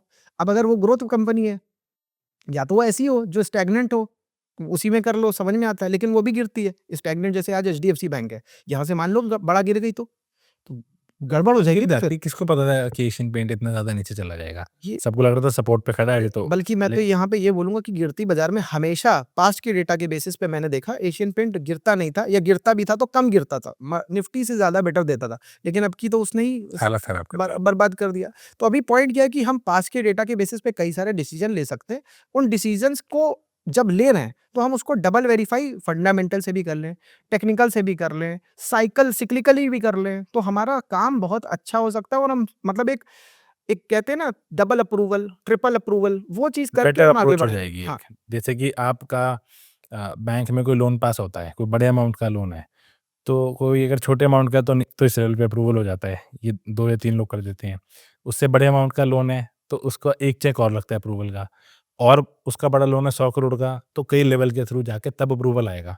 तो ऐसे ही आपको जो आप पैसे लगा रहे हो, आप सारे चेक अगर पूरे कर दोगे कि भई मैंने पी रेशियो भी देख लिया, पी बाई बी रेशियो भी देख लिया, रिज़र्व्स भी देख लिए, इसका मैंने टेक्निकल भी देख लिया, इसकी एक साइकिल भी ऑब्ज़र्व कर ली, तो चेक्स बढ़ते चले जाते हैं। फिर आपकी फेलियर की आपको गारंटी तो आपको तब भी नहीं मिलेगी कि हाँ भई आपको अब तो आप पार हो गए। बट फेलियर की चांसेज़ और उसकी प्रोबेबिलिटी बहुत कम हो जाएगी। बिल्कुल सही यही आप कहना चाह रहे हो बिल्कुल मेरे सही ख्याल कह रहे से, हैं। अब देखिए, जितने चेक्स लगाते ये जाओगे। जैसे आपने बोला बड़े लोन के लिए, देखिए बड़ा लोन हो चाहे जो भी हो, पॉइंट यहाँ पे ये देखिए वो अप्रूवल किस लिए कर रहे हैं, इसीलिए कि डबल सिक्योरिटी हो जाए। वो उनके एंगल से है और बैंक तो बहुत बड़ा होता है। वो अगर छोटे से अमाउंट के लिए ये कर रहा है, आपका ये अमाउंट तो आपका राजा है ना, आपको राजा बनाने की क्षमता रखता है। या आपने जो मेहनत से कमाया, आपने तो उतने ही दिन लगाए, जितना मान लो जो कोई लाखों की सैलरी कमा रहा है, या वर्सेस आप हज़ारों की सैलरी कमा रहे हो, आपका भी उतना ही टाइम गया, उसका भी उतना ही टाइम गया। तो इसलिए आपके लिए वो अमाउंट उतना ही इम्पोर्टेंट जितना उसके लिए। आप भी ये डबल ट्रिपल वेरिफिकेशन, या मैं तो कहूँगा चौथा, पाँचवाँ कोई और वेरिफिकेशन हो सकता है तो करो, ताकि अब जैसे एग्ज़ाम्पल बता रहा हूँ, अगर प्रमोटर ही ईमानदार है, तभी पैसा मिलेगा वरना मिलेगा नहीं। तो कई बार अब तो अच्छी बात है यहाँ पे ट्रांसपेरेंसी बढ़ गई है, जिसकी वजह से अब गड़बड़ नहीं हो सकती, वरना पहले तो कंपनियाँ ऐसे ही साइफ़न कर देती थी प्रॉफ़िट्स, मिलता ही नहीं था। अब कम से कम वो तो मिल रहा है। मैंने देखा कुछ नहीं तो अब तक मैं 20-30 कंपनियाँ ऐसी देख चुका हूँ जो 2002 से लेके अब तक 100 गुना से ज़्यादा हुई हैं। मतलब मैं चार्ट देखता रहता हूँ, ग्रो पे ऐसे ही पीछे चला जाता हूँ, देखा अरे यार ये तो 100 गुने से ज़्यादा हो गई। हर कंपनी मतलब कई सारी छोटी-छोटी स्मॉल कैप देख रहा हूँ, 100 गुने से ज़्यादा, 100 गुने से ज़्यादा। कई सारी अगर ऐसा है और ये ट्रांसपेरेंसी से हुआ है या जैसे भी हुआ है, तो मेरे हिसाब से इससे बढ़िया कोई रास्ता नहीं हो सकता हमारे लिए क्रिएट करने का वेल्थ। और एक और चीज़, देखिए जितने भी लोग जॉब कर रहे हैं उनके लिए पर्टिकुलरली बोलूँगा, आपको आप जहाँ पे भी जॉब कर रहे हो, देखिए मेरे यहाँ भी जॉब है, मेरे यहाँ भी लोग काम करते हैं, लेकिन उनको एक एग्ज़ाम्पल समझिए, उसमें कैपेबिलिटी होगी तभी कभी कोई ईसॉप या इक्विटी कभी मिलेगी, या इन्फोसिस ने दिया या एनवीडिया ने दिया, ये सब चीज़ें तभी होंगी जब उस तरीके का बंदा हो। अब मान लो आप में कम कैपेबिलिटी है, मान लो आप अनस्किल्ड हो या कम स्किल वाले हो, उस कंडीशन में आप क्या करो? भई आपको कंपनी का स्टॉक तो मिलने वाला नहीं है, लेकिन आप मेहनत तो कर रहे हो जी तोड़, अगर कर रहे हो, आप उस कंपनी का स्टॉक बाय कर लो, अगर मार्केट में दिख रहा है, पहली चीज़, अगर आप कंपनी में बिलीव करते हो। अगर नहीं करते हो, तो उस सेक्टर का कोई स्टॉक खरीद लो। अगर वो भी नहीं कर सकते हो, तो भाई जो कंपनी का धंधा समझ में आता है, उसका स्टॉक तो खरीद लो। तो यही ओनरशिप आपको मिल जाएगी। ये ओनरशिप आपकी, अब प्रॉब्लम क्या है लोगों की, कि ओनरशिप तो उनको जो मिल सकती है, वो तो लेते नहीं है। उल्टा इंट्राडे करके जो मिली है सैलरी, वो भी बर्बाद कर वो देते भी हैं। खराब हो जाती है। इसलिए जितने भी सैलरीड लोग हैं, उनको सीधा मैं बोल रहा हूँ, ओनरशिप का आपके पास एक रास्ता है। किसी कंपनी के, किसी के क्या, कुछ 2-4 कंपनियों के, 10 कंपनियों के एक डाइवर्सिफाइड पोर्टफोलियो बनाओ, उनको इकट्ठा करो। आज से 20 साल बाद कुछ बड़ा अमाउंट आपके पास तभी बनेगा, वरना नहीं बनेगा। और आपके पास बिल्कुल टाइम नहीं है, तो आप म्यूचुअल फंड के थ्रू करो। म्यूचुअल फंड के थ्रू करो। मैं आपसे यही पूछने वाला था कि जो म्यूचुअल फंड के थ्रू जो लोग इन्वेस्ट करते हैं, उनके बारे में आपकी क्या सलाह है कि वो डायरेक्ट स्टॉक्स में करना चाहिए, फंड के थ्रू करना चाहिए? अगर फंड के थ्रू करना चाहिए, तो कौन से फंड्स हैं कि जिनमें उनको जानना चाहिए? बिकॉज़ बहुत तरीके के फंड्स मार्केट में आजकल अवेलेबल हैं, थीमैटिक है, सेक्टोरल है, आपका मिड कैप, स्मॉल कैप के फंड्स हैं अलग-अलग, आपका न्यू ग्रोथ अपॉर्च्युनिटीज़ के फंड्स हैं, जिसमें कि आजकल तो पूरे-पूरे ऐसे भी फंड्स आ रहे हैं कि सिर्फ डिफेंस पे ही फ़ोकस करते हैं, सिर्फ ईवी पे फ़ोकस करते हैं। तो उस तरह के फंड्स, मतलब क्या आपकी इसके बारे में सलाह है? मेरी इस बारे में ये सलाह है, आप एक अपनी शीट अभी की अभी बना लो, बड़ा क्लियर सबको रास्ता पता चल जाएगा। आप उसमें ये लिखो कि आपको कौन से फंड 1 साल में चाहिए, कौन से फंड 2 साल में चाहिए, कौन से फंड 5 साल में चाहिए, कौन से फंड 10 साल में चाहिए, कौन से 20 साल में चाहिए, और कौन से फंड ऐसे हैं जो आपको अभी कई काफ़ी लंबे समय तक चाहिए ही नहीं। इससे ये होने वाला, अब अगर आपको 1 साल में जो चाहिए वो आप एफडी में डालो, जो 2 साल में चाहिए एफडी में डालो, जो 5 साल में चाहिए वो आप क्या करो, निफ्टी का ब्लू चिप, मतलब ब्लू निफ्टी का इंडेक्स फंड जो है उसमें डालो। इंडेक्स फंड ले लो इंडेक्स सीधे। फंड निफ्टी के जो भी, जिसके यहाँ भी म्यूचुअल फंड हाउस में, उसके यहाँ ले लो। जो 10 साल तक नहीं चाहिए, उसमें आप मिड कैप की तरफ जा सकते हो। जो 20 साल तक नहीं चाहिए, उसमें स्मॉल कैप की तरफ जाना, क्योंकि स्मॉल कैप बहुत वोलेटाइल है। पता चला आप 5 साल के लिए डालो, आपकी ऐसी की तैसी करने में उसमें कोई, मैंने एक बार कभी इंफ्रास्ट्रक्चर के उसमें डाला था, इंफ्रास्ट्रक्चर उसके बाद में चला, मतलब नहीं चला। ये मैं बात बता रहा हूँ 2008-9 के आसपास, नहीं चला, और जितना फंड पड़ा था उससे कम हो गया। फिर हमको रिडीम करना पड़ा, और नुकसान में रिडीम किया। अब यहीं पे 2 एग्ज़ाम्पल आपको दूँगा अपने ही म्यूचुअल फंड के इन्वेस्टमेंट के। एक फंड मैंने, दोनों एसबीआई के ही फंड है, तो कोई बुराई नहीं, कोई अच्छाई नहीं। निफ्टी का जो फंड था उसने बढ़िया परफ़ॉर्म किया, और वहीं उसका ब्लू चिप फंड था, उसमें उतना रिटर्न ही नहीं आया। बस जो निफ्टी वाला फंड था, तो फिर मेरे को ये समझ में आता है, और मैं चारों तरफ यही बात सुनता हूँ कि 80% फंड्स निफ्टी को आउट परफ़ॉर्म करते हैं। अगर 80% करते तो भैया मेरे लिए फिर निफ्टी अच्छी है, क्योंकि मैं फिर किसी फंड मैनेजर को तो पर्सनली जानता नहीं, जो अच्छा कर रहा है, या मैं कंपेयर वो तो कर नहीं पाऊँगा। कंपनीज़ का जैसे डेटा हम कंपेयर कर सकते हैं, वैसे फंड मैनेजर का नहीं कर सकते। कर सकते हैं कुछ हद तक कि भई पुराना उसका रिकॉर्ड कैसा रहा है, आगे वो क्या करने वाला वो भी नहीं पता। तो बेस्ट तरीका तो निफ्टी है, क्योंकि निफ्टी में भी रिप्लेसमेंट आज की तारीख में बहुत जल्दी होता है। कोई कंपनी खराब चल रही है, तुरंत निकालते हैं वो, और अच्छी कंपनी को इंक्लूड करते हैं। बिल्कुल करते हैं, तो बिल्कुल। ये हमारे लिए बहुत बड़ी एडवांटेज हो सकती है। अब म्यूचुअल फंड में मैंने जैसे आपको खुद अपने एग्ज़ाम्पल दिया, एक फंड है मेरा जिसमें लमसम 7 साल से मैं इन्वेस्ट कर रहा हूँ।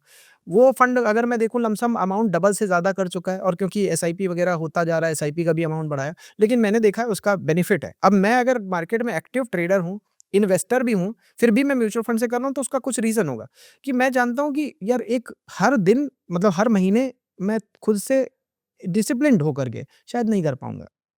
इसलिए वो भी रास्ता ज़रूरी है, वो भी करते रहो आप, चाहे आप एक्टिव ट्रेडर हो। क्योंकि एक चीज़ आप समझ लो, मैं एग्ज़ाम्पल बता रहा हूँ, यहाँ पे ईटीएफ में बहुत सारे लोग जाते हैं, उसका तोड़ बता दे रहा हूँ।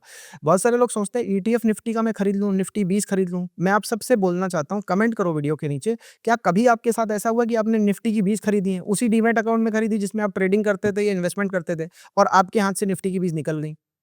आपको दिख रहा है भैया कोई स्टॉक है, मेरे को दिख रहा है मल्टीबैगर हो जाएगा, 10 गुना हो जाएगा। अब आपके दिमाग में तुरंत आता है यार निफ्टी 20 तो यार बड़े धीमे तरीके 12% देगी। तुरंत आप क्या करते हो? डे मेरे साथ हुआ है बीच में हुआ है मेरा, बहुत छोटा-सा अमाउंट था, मेरे को म्यूचुअल फंड ज़्यादा अच्छा लगता है।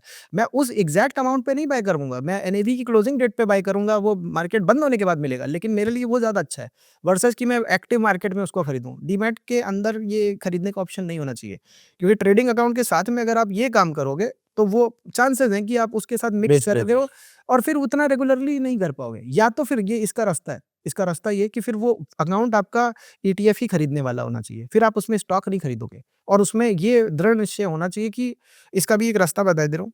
संजय कथुरिया जी हैं, बिल्कुल। वो अभी मेरे को मिले थे, नेपाल गए थे साथ में। तो वहाँ पे उन्होंने एक बहुत बढ़िया, उस दिन मार्केट गिरी हुई थी, तो उन्होंने एक बहुत बढ़िया फ़ॉर्मूला बताया। उन्हीं का फ़ॉर्मूला बता रहा हूँ, कोई अपना क्रेडिट नहीं ले रहा हूँ। उन्होंने कहा जिस दिन अगर वो 2.5% गिरी तो मैं उस दिन 25,000 डालूँगा। एग्ज़ैक्ट अगर यही उन्होंने बोला है। तो जैसे 1% गिरी तो मैं 10,000 डालूँगा, 2% गिरी तो 20,000 डालूँगा। जो वाला सेक्टर गिरेगा उस वाले में डालूँगा, हर एक में नहीं। मान लीजिए निफ्टी स्टेबल है और डिफेंस सेक्टर ज़्यादा गिरा, तो डिफेंस वाले इस सेक्टर में मान लीजिए 2.5% अगर गिरा तो 25,000 25,000 के डाल टाइप देंगे। वो उस दिन डाल देंगे। तो इस तरीके से उन्होंने कहा 30% मैं ऐसे निकाल सकता हूँ। फिर मैंने अपने माइंड में एनालाइज़ किया कि क्या मैं ये चीज़ करना चाहता हूँ? मतलब मैं बड़ा क्लियर बता रहा हूँ, मैंने उनकी बात को सुना और मैंने ये समझा कि नहीं, क्योंकि वो एक्टिवली स्टॉक्स में डायरेक्टली नहीं करते हैं, इसलिए मैं जो है अपने स्टॉक्स में अपने तरीके से करूँगा, मैं इस तरीके से नहीं करूँगा। मगर मैं फ़ॉर्मूला बता दे रहा हूँ कि इस तरीके से भी करा जा सकता है, बहुत सारे रास्ते हैं। लेकिन अब वो उनके केस में समझिए कि वो डायरेक्ट स्टॉक में नहीं जाने वाले हैं, तो उनका इन्वेस्टमेंट तो सेफ रहने वाला है। लेकिन जो लोग मिक्स कर रहे हैं इस चीज़ को, उनके लिए समस्या होने वाली है। तो मिक्स मत करो, एक चीज़ का डायरेक्शन पकड़ो और अगर मिक्स करने की सोच भी रहे हो, तो अकाउंट अलग-अलग कर दो। हाँ, सेम अकाउंट होगा तो आप फिर उसको जब आपको दिखेगा कि निफ्टी 20 उतना अच्छा नहीं चल रहा, तो आप उसको बेच के जो आपको स्टॉक अच्छा लग रहा है, आप उसके अंदर पैसे लगाओगे और उसको ज़रूर लगाओगे। आप निफ्टी 20 की बात कर रहे हो, मुझे ऐसा लगता है कि अगर लार्ज कैप और स्मॉल कैप भी अगर एक अकाउंट में है, तो बंदा लार्ज कैप को फट से बेच के स्मॉल कैप में लगा देगा। निफ्टी 20 तो फिर एक अपना अलग चीज़ हो गई। तो बहुत लोग ऐसे भी सजेस्ट करते हैं ये कि हुआ है, ये भी हुआ है, ये सही कह रहे हैं आप। हाँ, होता है ये, मैं तो बता रहा हूँ आपको। लार्ज कैप में मैंने भी किया हुआ है ये, मेरे पास एचडीएफसी बैंक रखा हुआ था और मैं कहा लार्ज कैप में इसका कुछ है, इसका कुछ होना है नहीं अभी, तो मैं कहा इसको बेच के फटाफट कहीं और लगाओ पैसे, मैं लगा देते कहीं और। तो लोग तो यही कहते हैं तभी बहुत सारे लोग कि आपका इन्वेस्टमेंट का पोर्टफोलियो ही अलग डीमैट में होना चाहिए। हाँ। आपको दिखना ही नहीं चाहिए उसके अंदर, लिया और छोड़ दो उसको, देखने की ज़रूरत नहीं है। और कुछ टाइम बाद आप अपने रिटर्न्स भी जो लोग कहते हैं कंपेयर करो, ट्रेडिंग में आप अपना लगे रहो, प्लस आप अपनी इन्वेस्टिंग के रिटर्न्स अगर आप कंपेयर करोगे तो there are high chances over a period of time आपके इन्वेस्टमेंट पोर्टफोलियो के रिटर्न्स बहुत ज़्यादा मिलें और इसके उतने अच्छे रिटर्न्स ना मिले जबकि आप इसमें एक्टिवली लगे हुए हो। ये एक्टिवली काम करने वाला है ही नहीं, ये पैसिवली करने वाला है। ये मैं सबसे इम्पोर्टेंट बात बोलने वाला हूँ, बहुत इम्पोर्टेंट बात है कि बहुत सारे लोग एक्टिव इनकम को कमाते हैं, अपनी जॉब और बिज़नेस करके, खून पसीना बहना बहा करके, और वो पैसा लगाते हैं जाकर के इसमें हाँ, एक्टिवली करने के लिए। तो एक चीज़ समझिए, आपके पास एक्टिवली काम करने का तो लिमिटेड टाइम है, थक आप वैसे ही गए 8 घंटा काम करके। अब आप इसमें अगर एक्टिवली और काम करोगे तो आप फिर थके। तो पहली चीज़ तो ये सफ़र करेगा, जो आपका मेन जॉब या बिज़नेस है। दूसरी चीज़, अगर आप इसमें 100% अटेंशन नहीं दोगे, तो क्या आपका ग्रोथ होने वाला है? क्या आपका प्रमोशन होने वाला है? कमेंट करो कितने लोग आप में से ऐसे हैं, जिनके साथ में सैलरी या जॉब या बिज़नेस जो एक बढ़ सकता था, जहाँ पे आपको लगता है आप करियर में अच्छी ग्रोथ कर सकते थे, वो इंट्राडे के चक्कर में नहीं कर पाए। बहुत सारे लोगों को बहुत सारे मैं लोग सवाल पूछता हूँ, बहुत सारे लोग ये कहते हैं। तो आप सब कमेंट करो कि हाँ, मेरे साथ ऐसा हुआ है। मुझे लगता है कि मैं शायद अपनी करियर में 4 गुनी ग्रोथ कर लिया होता, अगर इंट्राडे नहीं कर रहा होता। इस बात की कमेंट सब लोग करें तो उनको सबको पता चल जाएगा। अभी पॉइंट यहाँ पे मैं जो बता रहा हूँ कि एक तो पहली चीज़ जो पैसिवली करनी चाहिए, और पैसिवली ही करने से पैसा बनेगा। देखिए, वो कंपनी धंधा कर रही है ना, वो कंपनी के धंधा करने से आपके पास पैसा आ रहा है या आएगा। आप जो इंट्राडे में जाकर के बाय और सेल कर रहे हो, ये जो आप नया धंधा निकाले दे रहे हो ना धंधे के अंदर, ये गड़बड़ है। क्योंकि अब जो आप कर रहे हो बाइंग सेलिंग, वो माइंड का गेम है। उस दिन बढ़ाएगा घटाएगा कौन स्टॉक को, वो दूसरे लोग हैं। कंपनी का एक्चुअल में प्रॉफिट हो रहा है, वो जो धंधा कर रही है, उसका तो रिजल्ट जब आएगा तब असली स्टॉक में रिफ्लेक्ट होगा। लेकिन आप इतने छोटे टाइम की साइकिल पे काम कर रहे हो, जो कि मेंटल साइकिल है, धंधे वाली साइकिल नहीं है। मतलब इकोनॉमी में ग्रोथ होनी है, उस चीज़ का फायदा उठाना है ना, तो आप इंट्राडे करके कहाँ कमा पाओगे? उसमें आप नहीं उसमें तो ब्रोकर कमाएगा आपका। बिल्कुल सही कहा। बिल्कुल सही कमाई तो बात। होगी उसके अंदर, कमाई तो होगी, बिल्कुल। ब्रोकर की होगी उसके अंदर। लेकिन एक बात अगर आप नेट में देखो, तो हमारा जीडीपी डाउन जाएगा। क्यों जाएगा? क्योंकि हमारा अटेंशन तो इंट्राडे में लगा हुआ है। जहाँ पे 8 घंटा 10 घंटा देना था, जहाँ प्रमोशन करना था, आप सच में जाकर के अपनी जॉब पे पूरा फोकस होकर के घुस जाओ, झुक जाओ। आप देखो आपका जॉब, आपका बॉस आपका प्रमोशन करेगा कि नहीं करेगा। बाकी सब जगहों से या बाकी सब एम्प्लॉइज से आपको ज़्यादा इज़्ज़त देगा कि नहीं देगा। आप देखो जा बिल्कुल सही करके। बात है। और वो अगर आप मिस कर रहे हो और आप जाके इंट्राडे करो, तो यहाँ तो मिस होना ही है, और वहाँ पे वैसे ही मिस कर दिया आपने। तो दोनों तरफ से हार हो गई। तो बस ये है छोटी-छोटी चीज़ें हैं बट मेजॉरिटी लोगों को समझ में लेट आती हैं जब वो पैसे गँवा चुके होते हैं। गलतियाँ सारी वही हैं वन लाइफ के अंदर, जो आप अगर देखोगे तो स्टॉक मार्केट की एक बात हो गई, बाकी और भी चीज़ों की अपनी गलतियाँ सब वही हैं। आपको अल्कोहल कंज़म्पशन नहीं करना चाहिए, ईटिंग हैबिट्स ठीक रखनी चाहिए, लाइफ़स्टाइल ठीक रखना चाहिए, एक्सरसाइज़ करनी चाहिए, स्टॉक मार्केट में आप अपना ध्यान से काम करो। बट मेरी बहुत ज़्यादा उम्र तो नहीं है, बट एक्सपीरियंस यही है कि आदमी जब तक ये गलतियाँ सारी खुद नहीं करेगा ना, उसको समझ में आती नहीं है बात। सब लोग ये सभी गलतियाँ करेंगे, सर बिना करे समझेंगे नहीं। हाँ, सही कह रहे समझने हैं। का भी लेकिन मुश्किल मैं एक ही बात मानूँगा कि अगर आप इस पॉडकास्ट को देख रहे हो, कुछ टाइम दे रहे हो, तो उन गलतियों को आप किसी और के एक्सपीरियंस से या किसी कोई अगर आपको ये बात बता रहा है कि एक्चुअल में आपकी वेल्थ कैसे बिल्ड हो सकती है, उसको तुरंत पकड़ो और आगे बढ़ो। क्योंकि यहाँ पे खुद गलती करके सीखने वाला नहीं है, ज़हर खा के गलती हाँ, करने नहीं वाला नहीं होता। बिल्कुल ठीक। एक वो ऐसे कहते भी हैं कि सारी गलतियाँ खुद करके सीखने में टाइम भी नहीं है अपन उसके लाइफ लिए ज़िंदगी बहुत छोटी है। आप सारी गलतियाँ खुद करके मतलब अगर उसको अपना सीखोगे तो बहुत छोटी ज़िंदगी है। दूसरे की गलतियों से सीख लो जहाँ तक सीख रहे हो और अपना आगे बढ़ो। बिल्कुल सही बात है। सही। यहाँ पे मेरे दिमाग में एक चीज़ आई है। देखिए जब इंडिया इधर आ गया था अपने पास आज़ादी के पास में, तो एक मैकमैन बंदा था जिसने कुछ चाइना के साथ में बॉर्डर की लाइन ड्रॉ करी थी और उसके पेन की निब बड़ी मोटी थी। तो वो मोटी सी निब के चक्कर में वो मोटी सी निब 200 किलोमीटर कुछ अगर मैप में देखे जाके असली मैप में तो उसने 200 ये पेन की निब थी और वहाँ जाकर के ज़मीन देखे जाके तो 200 किलोमीटर की रेंज बैठ गई जाके। तो वो किसका एरिया इनका है कि उनका है वही एक समस्या हुई। पाकिस्तान के साथ था कि चाइना के साथ याद नहीं आ रहा मेरे को। पॉइंट यहाँ पे ये है कि वो ये बड़े सिंपल तरीके से बताऊँगा, ये जो हमारा चार्ट है इसमें जो चैनल बन रहा है, आप इसको मैकमैन की लाइन मान लो, ठीक है? अब कहानी ये कि ये चार्ट तो हमेशा ऐसे ही जा रहा है, बस इसके अंदर ऊपर-नीचे हो रहा है। आप इसको मैकमैन की लाइन मानो कि अब इसके लिए लड़ाई होगी और ये लड़ाई हो रही है कि टॉप पे आप खरीदोगे, बॉटम पे बेचोगे। ये तो उलझा रहा है आपको। उलझा रहा है। एक्चुअल में देखो सच बात क्या है कि ये मैकमैन की लाइन है, हाँ, मोटी-सी है इसको और ये मोटी लाइन समझ के उसके आप रखोगे ऊपर जाएगा ये। ऊपर जा रही है। तो इसलिए मैकमैन की लाइन समझ करके इसमें इन्वेस्ट कर दो, चाहे आप टॉप में कर रहे हो, चाहे चाहे बॉटम में कर रहे हो। हाँ। बस आपके पास में सबसे बड़ा एडवांटेज भगवान की दया से ये है कि आप भारत में बैठे हो। यहाँ की इकोनॉमी को अभी बहुत बढ़ना है। ये जापान या यूएस या यूरोप नहीं है, जो ऑलरेडी एक स्टैग्नेंट इकोनॉमी है। इस इकोनॉमी के अंदर अब देखिए जब इकोनॉमी को बूम करना होता है तो कंपनियों को जो आप सेलेक्ट कर रहे होते ना, कोई रैंडम कंपनी भी, हर दूसरी तीसरी कंपनी भी मल्टीबैगर बनती है।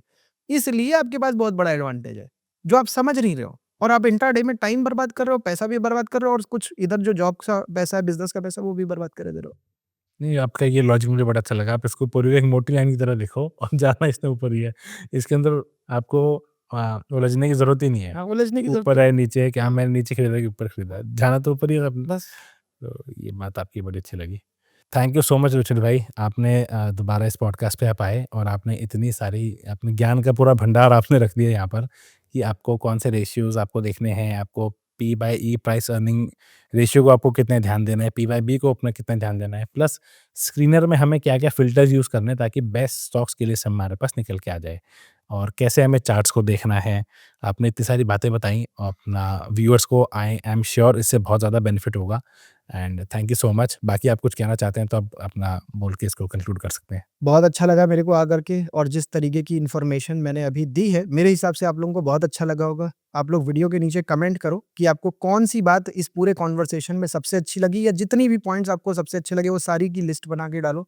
मैंने कौन-कौन सी साइकिल्स यहाँ पे बताई हैं या कौन-कौन सी टेक्निक्स बताई हैं, उनकी लिस्ट बना के डालो सो दैट और जो मैंने प्रोमिसेस किए हैं कि भई मैं स्क्रीन वाला वो फ़ॉर्मूला डाल दूँगा या एक और चीज़ जो पर्सन मैंने बताया था उनका नाम मैं यहाँ पे डाल दूँगा, ताकि आपको वो बेस्ट वैल्यू मिल सके और आपके कमेंट्स का वेट करूँगा क्योंकि आपके अच्छे कमेंट्स या उत्साहवर्धक कमेंट्स मेरे को बहुत टॉनिक देते हैं आगे बढ़ने का और ज़्यादा अच्छा बोलने का। सही है, तो आपकी जो भी चीज़ें थी वो हम नीचे स्क्रीन में आप अपना वहाँ पर हम डाल देंगे, जो भी फ़ॉर्मूला हमें यूज़ करना है स्टॉक्स की लिस्ट निकालने के लिए। बाकी एक बार अखिल भाई आपका पॉडकास्ट ले चुके हैं, एक बार मैं ले चुका हूँ। अगली बार आपको एक बार फिर बुलाएँगे, अगर इस पे बहुत अच्छे हमको व्यूज़ और कमेंट्स हमको अगर मिलते हैं तो और उसमें अखिल भाई और मैं दोनों बैठ के आपका पॉडकास्ट लेंगे। बिल्कुल, फिर हम देखते हैं कैसा रहा। बिल्कुल, बिल्कुल। ठीक है जी, आप फाइन। लोग भी वीडियो के नीचे कमेंट कर हाँ। देना पार्ट 3 अगर आप चाहते हो कि मैं फिर से आऊँ यहाँ हाँ, पर। हाँ, हाँ। आप सबका बहुत-बहुत धन्यवाद और अंशुल भाई थैंक यू सो मच। धन्यवाद हाँ, एक-दूसरे रखिए। पे आमंत्रित करने के लिए। Thank you so much Ruchir भाई, थैंक यू।